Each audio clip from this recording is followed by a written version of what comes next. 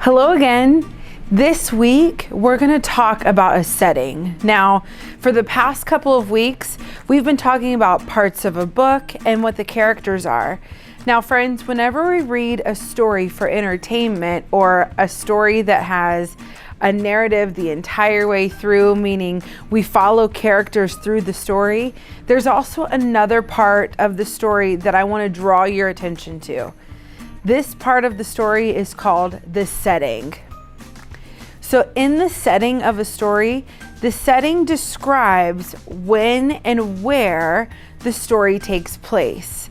Now, the setting can change throughout the book. So we talked about characters, and remember, those are the people or the animals or the creatures that are in the story that the story is about.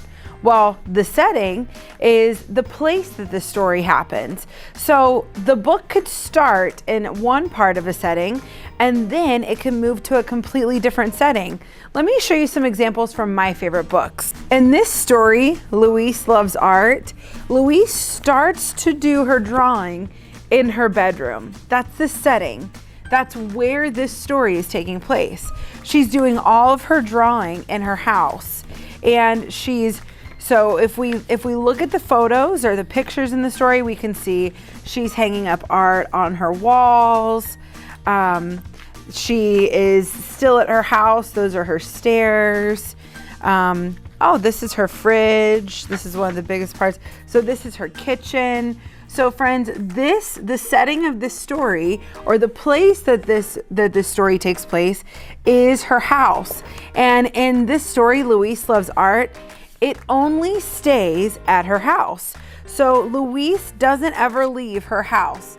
She may go different parts of her house, but the setting of Louise Loves Art is in her house.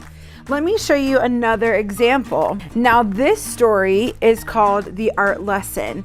And in this story, the setting moves from Tommy's house to his school. And I want to show you, it even does it on the same page. So look.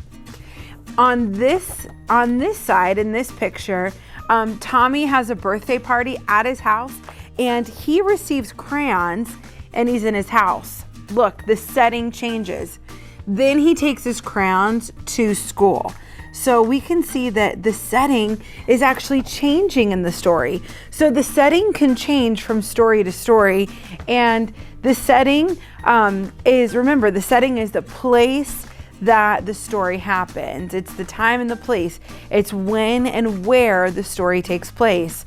Whenever you read stories, I want you to think about these two things.